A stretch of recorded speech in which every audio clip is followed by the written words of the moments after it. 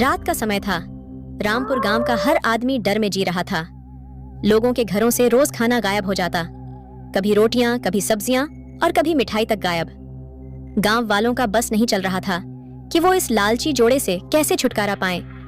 लालची भूत और उसकी पत्नी चुड़ैल आधी रात को गांव की गलियों में घूमते। जैसे ही कोई दरवाजा खुलता, भूत तेजी से वहां पहुंचता और खाना चुरा लेता। चुड़ैल हमेशा उसके पीछे रहती और दोनों आपस में लड़ते रहते कि किसने ज्यादा खाया। अरे, आज तो मैंने 5 घरों से खाना चुराया है, तुझे बस 2 ही मिले चुड़ैल। अरे चुप कर, तेरी वजह से ही हम पकड़े जाएंगे। मैं तो हमेशा कहती हूँ कि धीरे धीरे खाओ, लेकिन तू तो पूरा गांव खा जाएगा एक दिन। हमें इन भूत चुड़ैल से निपटने के लिए पूजा करनी पड़ेगी। अरे, पूजा से कुछ नहीं होगा, हमें कुछ चतुराई से सोचना पड़ेगा। मेरे पास एक योजना है। हम लालच का जाल बिछाएंगे। अगर ये दोनों इतने खाने के शौकीन हैं, तो क्यों ना हम इन्हें एक जगह इकट्ठा कर फंसा लें। बाबूजी को मुन्ना की योजना अच्छी लगी। उन्होंने सबको काम पर लगा दिया। अगले दिन गांव के बीचों बीच एक बड़ा भोज रखा गया, लेकिन ये भोज भूत और चुड़ैल के लिए था। रात होते ही भूत और चुड़ैल को भोज की खुशबू आई।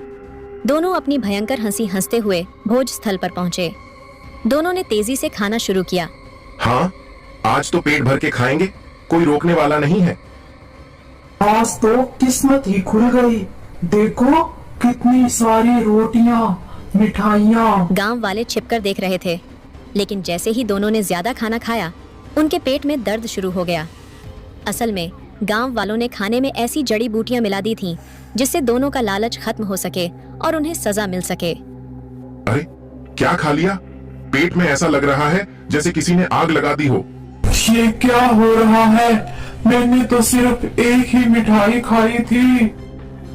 जब भूत और चुड़ैल तड़पने लगे, तो पंडित जी ने अपने मंत्रों का जोर लगाना शुरू कर दिया। लेकिन जैसे ही पंडित जी ने मंत्र पढ़ा, चुड़ैल ने गुस्से में एक पत्थर फेंका, जो सीधा पंडित जी के सिर पर लगा। अरे, ये क्या कर दिया तूने? मैं तो तुझे भगाने आया था। मुन्ना और कमली ने तुरंत तांत्रिक की दी हुई योजना को आगे बढ़ाया। मुन्ना ने चुड़ैल को चिढ़ाते हुए कहा, अरे चुड़ैल, तेरे पति ने आज तुझसे ज्यादा खा लिया। कहाँ है? मैं ज्यादा खाऊंगी। इस लालच में चुड़ैल ने जड़ी बूटी वाला पूरा खाना खा लिया और उसकी ताकत खत्म हो गई। चुड़ैल को एहसास हुआ कि वो धोखा खा चुकी है। उसने भूत की ओर देखा, जो पहले से ही निढाल पड़ा था। जैसे ही दोनों ने ज्यादा खाना खा लिया, उनकी शक्तियां खत्म हो गईं। अब वे गांव वालों के सामने बेबस थे। गांव के सभी लोग खुश थे।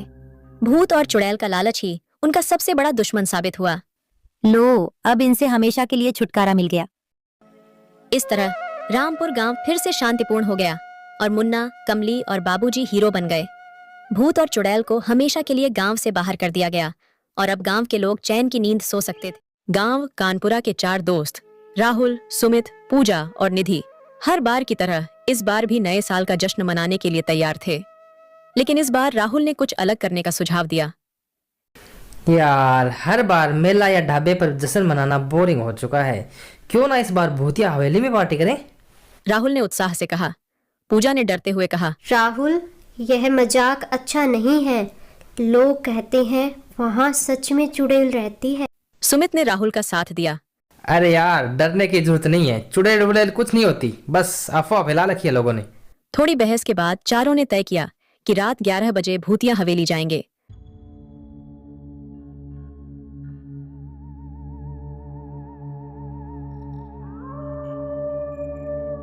हवेली खंडहर जैसी लग रही थी। पुरानी दीवारों पर काई, टूटी हुई खिड़कियां और सन्नाटा माहौल को डरावना बना रहे थे। चारों अंदर घुसे तो ठंडी हवा का झोंका महसूस हुआ। यार, ये जगह सच में डरावनी है। सुमित ने म्यूजिक चालू किया। मस्ती शुरू हुई।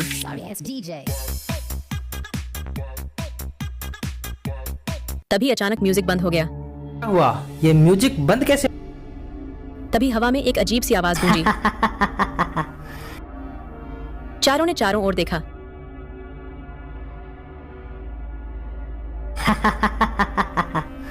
तुम कौन लोग हो और यहाँ क्यों आए हो? कौन हो तुम? मैं इस हवेली की मालकिन हूँ और तुम लोग मेरी इजाजत के बिना मेरी हवेली में कैसे आए? हम पार्टी करने आए हैं, हमें पता नहीं था ये तुम्हारी हवेली है। बेवकूफो, यह मेरी जगह है, तुम्हें पता नहीं है? यहाँ आने वाले कभी वापस नहीं जाते। प्लीज हमें जाने दो, हम यहाँ फिर नहीं आएंगे। चुड़ैल की आंखों में गुस्सा था, लेकिन तभी उसने रुककर कहा, तुम लोग नए साल की पार्टी कर रहे हो? हाँ, हम सिर्फ न्यू ईयर सेलिब्रेट करने आए हैं। न्यू ईयर की पार्टी? तुम यहाँ न्यू ईयर की पार्टी करने आए हो? सालों से मैंने किसी को पार्टी करते हुए नहीं देखा। मेरी एक ख्वाहिश है, अगर तुम पूरा कर दो तो मैं भी तुम्हारे साथ न्यू ईयर मनाना चाहती हूँ। अगर तुम मुझे शामिल कर लो तो मैं तुम्हें जाने दूंगी, नहीं तो कोई भी यहाँ से आज जिंदा वापस नहीं जाएगा। अगर भाई इससे हमारी जान बचती है तो क्यों नहीं इसको शामिल कर लेते हैं।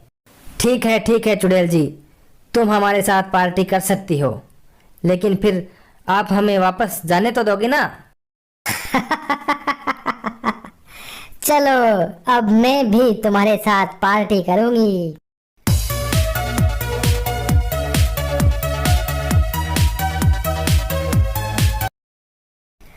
मैंने कभी सोचा नहीं था कि मैं भी कभी न्यू ईयर मना पाऊंगी। लेकिन तुम इतनी खुश क्यों हो? मैं इसलिए खुश हूँ, मैं पिछले कई सालों से नए साल पर लोगों को सिर्फ डराती थी, लेकिन आज तुम लोगों ने मुझे फिर से इंसान जैसा महसूस कराया है, इसलिए आज मेरी खुशी का कोई ठिकाना नहीं है। 12 बजते ही चारों ने एक साथ कहा, हैप्पी न्यू ईयर। तुम्हारा बहुत बहुत धन्यवाद।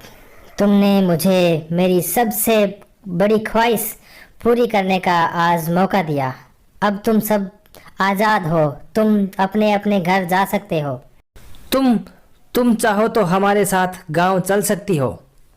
नहीं, मेरा समय पूरा हो गया है, अब मैं मुक्त हो रही हूँ। बहुत सालों से मेरी ख्वाहिश थी कि मैं भी न्यू ईयर मनाऊं।